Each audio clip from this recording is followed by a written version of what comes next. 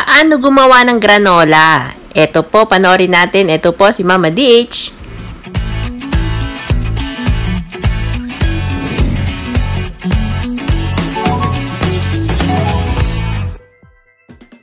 Ito po muna yung mga kailangan natin upang gumawa tayo ng granola. Kailangan natin ng whole oats. Andiyan na rin po yung mga sukat or measurement. Kailangan natin ng honey.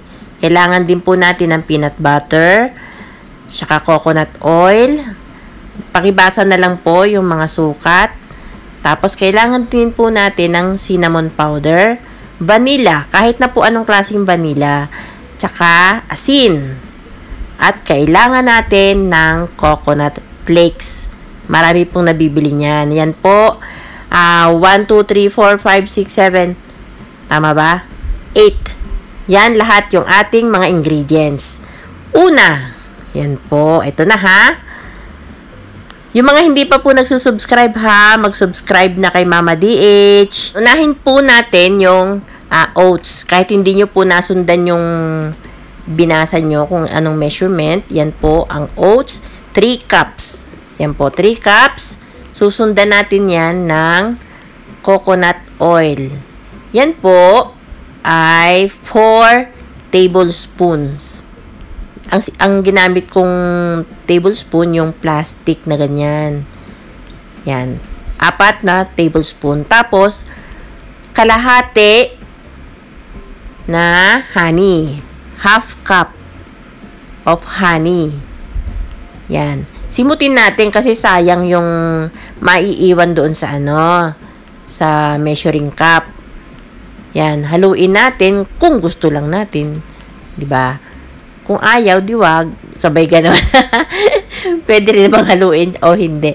Tapos yan naman ay 1 teaspoon ng cinnamon powder.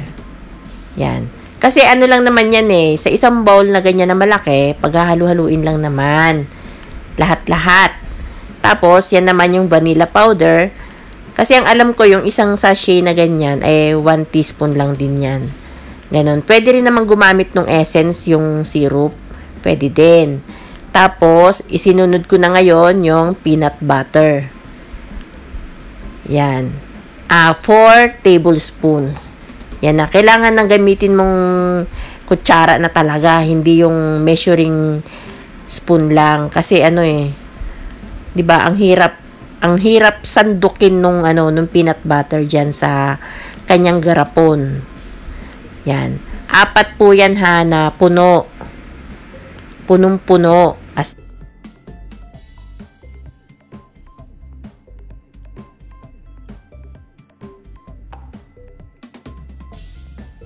Ngayon, lalagyan na natin yan ng asin. Konting-konti lang na asin. Yung parang pinch. Ganon. Tapos, hahalu-haluin na natin ngayon. Wag po natin palang ilalagay yung nakalimutan ko kanina. Yung coconut flakes. Sa huli po yung linalagay ha. Yan. Hinalo-halo ko na dyan gamit yung aking spatula. Ganyan. Ang lagkit-lagkit nung... Kaya malagkit talaga siya, kaya na-realize ko na bakit ko hinahalo ng ganun. Dapat pala kamayin dahil meron namang akong gloves. O di ba? Bigla ko ring naisip, buti na lang naisip ko. Yan. Lagyan natin ngayon ng hindi, bakit ko sinasabing lagyan? Yun na nga, halu-haluin lang, halu-haluin. Tapos kasi malagkit yan Kumbaga, dapat bawat butil ng oats ay magkaroon siya nung mga ingredients na nilagay natin, katulad na lang ng cinnamon. Yun, hindi pwedeng hindi pantay-pantay. Kailangan talaga pantay-pantay. Kailangan lahat yun ay malagyan. Ngayon, ilalagay natin ngayon yan dyan sa ating yung tray ng oven. Ganyan. Akala nyo lang konti lang, no? Kasi nagdikit-dikit siya. Nagdikit-dikit yung... Dahil malagkit nga, diba? Dahil merong honey, merong peanut butter. Kaya talaga magdidikit-dikit. Pero, medyo madami din. Parang makakapuno ka rin ng garapon. Ganon. Pero kung gusto nyo po na madami, talaga ang gawin. Kasi masarap yan snacks. ano, ibig ko sabihin, ano ba to? Damihan nyo yung ano, yung mga sukat. Doblehin. Ganun. Di ba 3 cups lang yung ginawa kong ano, oats. Gawin yung 6. Yan po ha. Kung makikita nyo, up and down yung nilagay ko. Yung sinet ko. Up and down, 150 degree. Yan. At paalala ko lang po, maya-maya nyong hahaluin. Kasi masusunog yung ilalim.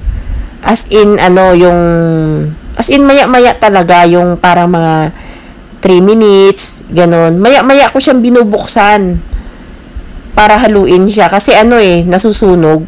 Yan, kung mapapansin nyo, yan, di ba, medyo naghihiwa-hiwalay na. Ganyan. Sinet ko po yan ng 30 minutes. Yan.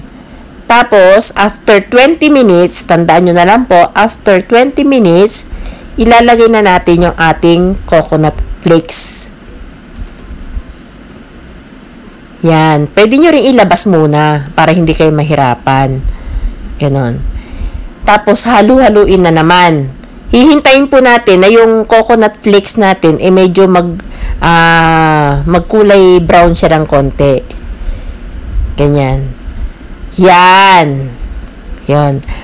Tingnan nyo dyan. Diba? Iba na yung kulay ng ating coconut flakes. Luto na yan pag ganyan. Yung medyo brown na siya. Siyempre, patay na natin yung ating oven dahil palalamigin na natin yung ating granola. Yan. Medyo palamigin muna natin ng konti bago natin ilagay sa ating garapon. Ang sarap kaya niyan. Oh. Sana po may natutunan na naman kayo. Ito po si Mama DH. Don't forget po mag-subscribe.